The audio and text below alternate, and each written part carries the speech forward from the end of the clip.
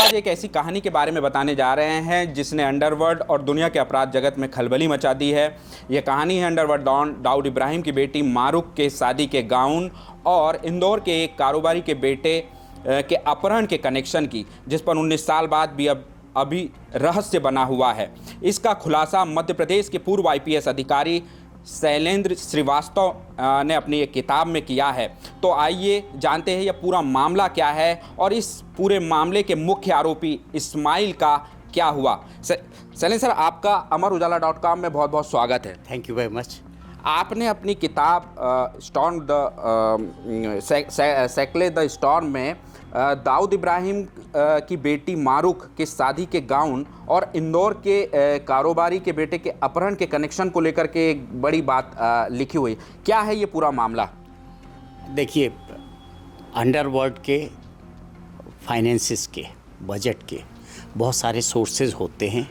जहाँ तक हम पुलिस वाले समझते हैं कि वो kidnapping for ransom, disputed property, cricket का सट्टा, arms smuggling and forged Indian currency, ये उनके 5-6 सोर्स होते हैं इनकम के जिससे वो खर्चा करते हैं। उनमें वो किडनैपिंग फॉर रैंसम ऐसे बड़े लोगों ही करते हैं और 4-6 करोड़ लेके छोड़ देते हैं। उनका बहुत बड़ा सोर्स ऑफ इनकम था। इंदौर में 2-3 किडनैपिंग पहले हो चुकी थी। फिर मैं आईजी इंदौर के पद पर पोस्ट हुआ तो वहाँ एक इंडस्ट्रियलिस्ट के बेटे की किडनैपिंग हुई थी। जब काफ़ी इन्वेस्टिगेट किया तो मालूम पड़ा कि दाऊद का एक गुर्गा था और उसने किडनैपिंग की थी। इसके पहले और इसके बाद भी मध्य प्रदेश में दाऊद की कोई विजिबल प्रेजेंस नहीं देखी गई है। तो इसलिए कि सनसनीखेज हो जाता है कि दाऊद ने मध्य प्रदेश में किडनैपिंग कराई, अपने गुर्गे से कराई। आगे इन्वेस्टिगेट किए तो मालूम पड़ा दाऊद के बेटी की शादी जावेद मियां दाद के बेटे से हुई थी, महरूक से। तो उस शादी में एक शिवपुरी का टेलर था जिसने इंदौर में ब्राइडल गाउन बनाया, उसका लहंगा चोली वगैरह, और फिर वो उसको लेके मक्का में शादी हो रही थी वहाँ गया और उसने वो गिफ्ट किया। दुबई में शायद उसका रिसेप्शन हुआ था, उसमें उसने वो पहना। उसके बाद जब उसने कुछ बख्शीश मांगी तो उसको कहा गया कि 4 करोड़ रुपए कोई किडनैपिंग करा दो, 1 करोड़ रुपए तुम्हें दे देंगे, एक जिहाद में दे देंगे और 2 करोड़ रुपए हम अपने इसमें इस्तेमाल करेंगे। तो वो आया और इंदौर में एक किडनैपिंग करा देता है। और जो इसमें स्मार्टनेस दिखाते हैं वो मोबाइल फ़ोन का इस्तेमाल नहीं करते हैं, इंटरनेशनल लैंडलाइन से ये फ़ोन करते हैं जिसमें हम कांटेक्ट ना कर पाएँ। और क्योंकि हर कंट्री से हमारे डिप्लोमेटिक रिलेशंस नहीं होते तो ऐसा नहीं होता है कि हम वहाँ चले जाएं और जाके इन्वेस्टिगेट कर लें या नंबर किसका पता कर लें, कठिन होता है। ऑफिशियली, अनऑफिशियली तो बहुत सारी चीज़ें मिल जाती हैं। एंड देन उन्होंने जो रैंसम मनी मांगी वो भी हवाला से मांगी जिसमें फिजिकल कांटेक्ट ना हो। मैं आपको बताऊँ, क्रिमिनल बहुत तेज़ चलता है। अब पुलिस क्या करती है वो दिखता नहीं है। मैं नहीं कहता हूँ पुलिस नहीं चलती, इन्वेस्टिगेटिंग एजेंसीज़ नहीं चलती हैं, सेंट्रल एजेंसीज़ नहीं चलती हैं। ये तो किडनैपर्स अपनी तैयारी करते हैं, अंडरवर्ल्ड अपनी तैयारी करती है, जो सेंट्रल एजेंसीज़ हैं वो भी अपनी तैयारी करती हैं। और लेकिन क्या होता है, उनका सब कुछ विजिबल नहीं होता, दिखता नहीं है। इसलिए कई बार आम लोगों को लगता है कि क्रिमिनल आगे चले गए और पुलिस पीछे रह गई। सत्यता कुछ और भी हो सकती है। तो जब उसको हमने पूरा डिटेक्ट किया और उन जो 2 लड़के थे जिनकी किडनैपिंग हुई थी तो उनको हमने बरामद किया, तो एक तो इंटरेस्टिंग चीज़ ये हुई कि उनमें एक तो जो दाऊद का जो टेलर था उसका दोस्त था, किडनैपिंग में शामिल था और वो जानबूझ के उसके साथ किडनैप हो गया था। और जिसका आभास हमको शुरू में लग गया था कि उसके घर जब सऊदी अरबिया से फ़ोन आता है कि तुम चिंता मत करना, उसकी माँ को, वो हमारे साथ है, तो इसके माने कि वो कोई भी क्रिमिनल, कोई भी अंडरवर्ल्ड इतना सिंपैथेटिक तो नहीं होता है कि उसका धोखे से हो गया, हमारे साथ है, आप चिंता मत करना।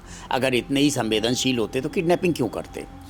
तो आभास तो था, लेकिन तथ्य की पुष्टि तब हुई जब दोनों पकड़े गए और जो उनको किडनैप करके जहाँ पे रखे हुए थे उन लोगों को पकड़ा। बीच के जिनके पास कॉल आ रहे थे सऊदी अरबिया से उनको पकड़ा, वो हिस्ट्री शीटर थे। और जब उनने उनको पकड़ा तब ये कहानी डिस्क्लोज हुई। किस्मत ने हमारा बहुत साथ दिया और मतलब ऐसे टर्निंग पॉइंट्स रहे जहां हम टोटल फेल हो गए थे, परंतु कहीं ना कहीं कुछ गलती हुई, क्योंकि हमारे पास ये संभव नहीं था किसी के पास भी कि सऊदी अरेबिया से कॉल आ रही हो जाके वहाँ से पकड़ लो, या उससे क्या हमारे डिप्लोमेटिक रिलेशंस हैं, हम तो डायरेक्ट जा भी नहीं सकते हैं, इंटरपोल और एमई के थ्रू जाते हैं, प्लस पैसा अगर हवाला से जा रहा है और किसी दूसरे विदेश में चला गया तो हम कैसे पकड़ेंगे। तो ये बहुत सारे कॉम्प्लिकेशंस थे, लेकिन कई बार ईश्वर ने टर्निंग पॉइंट पे साथ दिया और उन्होंने कुछ छोटी मोटी गलती कर दी, और लेकिन वो हमारे लिए हमने तुरंत सही समय पे उसको पकड़ लिया और हम उनको रिकवर कर लाए। महत्वपूर्ण केस ये है कि उसके बाद भी और उसके पहले भी दाऊद के Madhya Pradesh connection public light में नहीं आए। इंटेलिजेंस एजेंसीज के पास हो सकते हैं, वो तो काम करते हैं, बहुत मेहनत से करते हैं, और लेकिन वो पब्लिक नहीं करते, दे वर्क ऑन इट।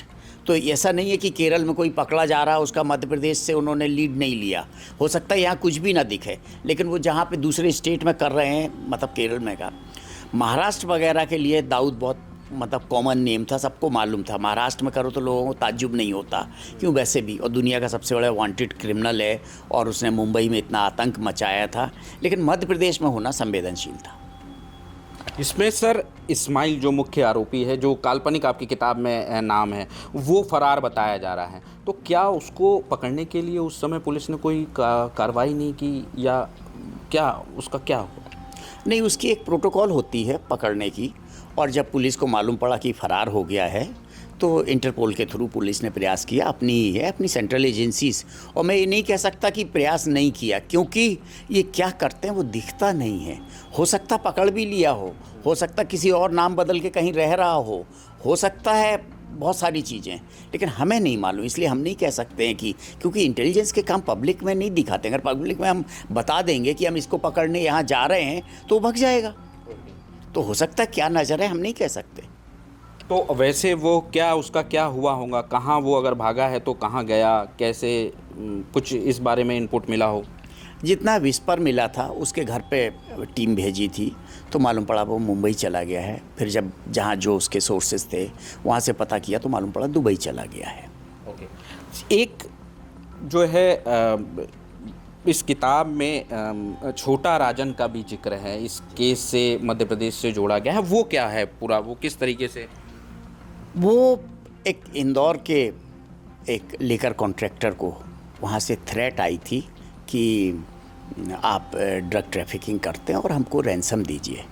इस पे उसके पुलिस वाले जान पहचान थे, उसने पुलिस में एक केस रजिस्टर करा दिया। वो कॉल मोबाइल नंबर से आई थी, तो वो नंबर इंदौर पुलिस ने may be out of protocol उसको अक्रॉस द बॉर्डर शेयर किया। बॉर्डर मीन्स स्टेट के बॉर्डर, दूसरे स्टेट में, नेबरिंग स्टेट में शेयर किया। और ऐसा विक्की मेहरोत्रा का कहना था कि जब उसने वो किसी ऑपरेशन पे हिंदुस्तान आया था तो उसने जब मुंबई में उस सिम को चालू किया तो उसकी लोकेशन और डिटेल्स मिल गए, उसको ट्रैक करके बाद में बड़े फास्ट चेंजिंग सर्कमस्टेंसेस में वो नेशनल कैपिटल में अरेस्ट हुआ और उसके बाद वो मुंबई में जेल में था। इसके बाद ही मेरी पोस्टिंग इंदौर में हुई थी और इंदौर में एक किडनैपिंग हुई थी, और जब मुझे दाऊद का कनेक्शन समझ में आया तो मैंने सोचा कि विक्की मेहरोत्रा को ला के समझा तो जाए कि उसको इंदौर कैसे याद पड़ा।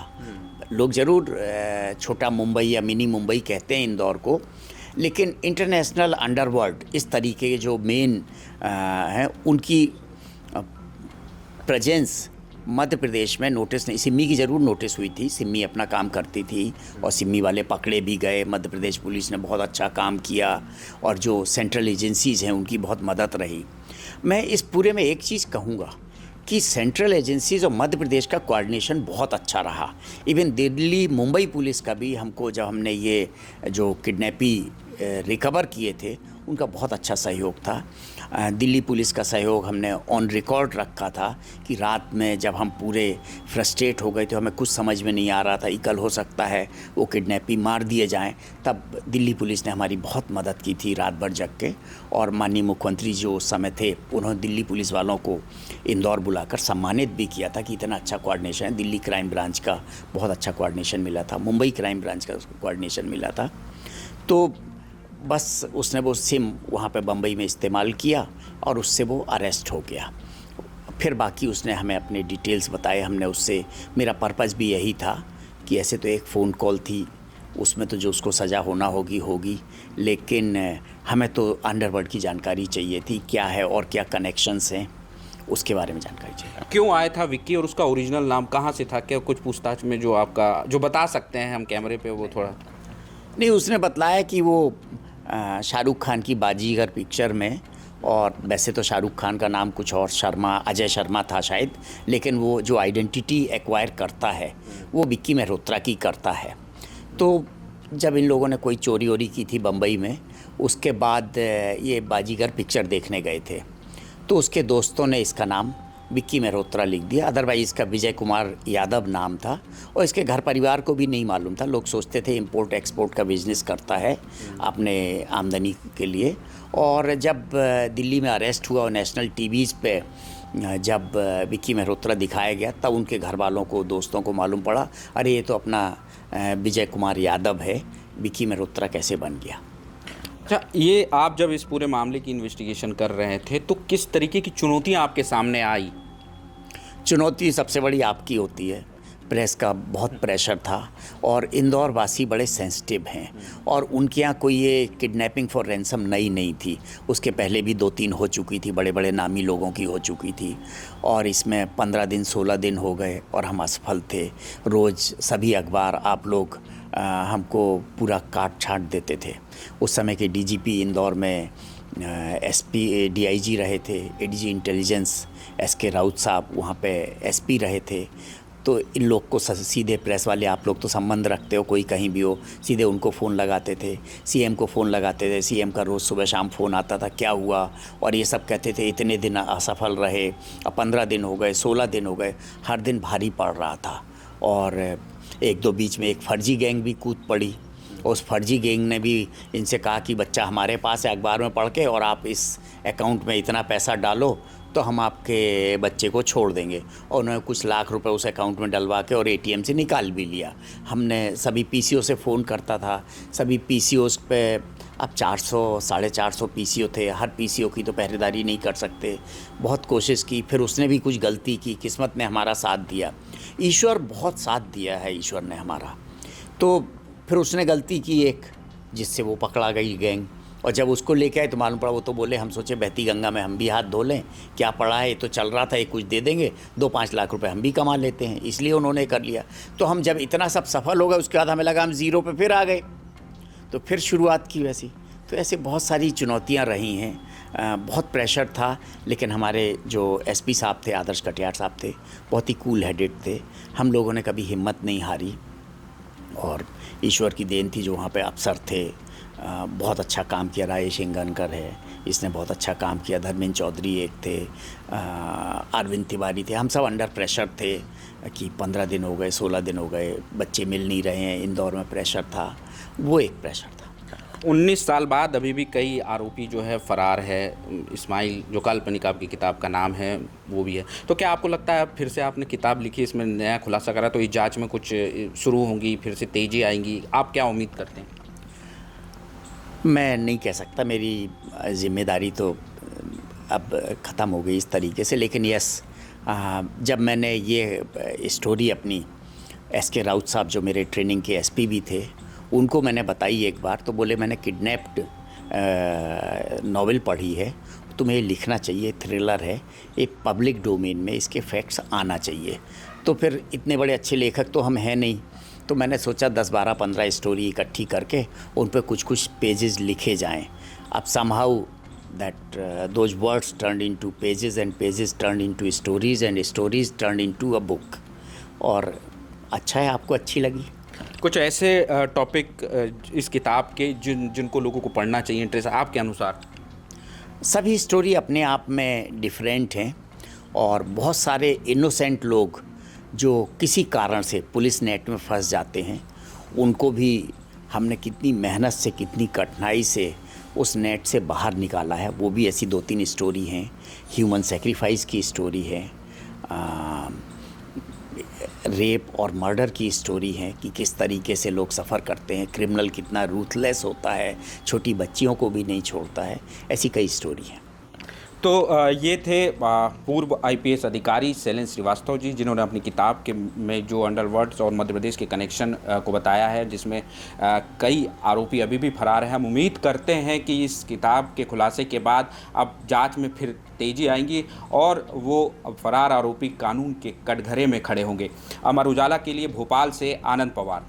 अगर आप ये वीडियो YouTube पर देख रहे हैं तो हमारे चैनल को सब्सक्राइब करें और बेल आइकन को दबाना ना भूलें। अगर आप Facebook पर ये वीडियो देख रहे हैं तो हमारे पेज को लाइक करें।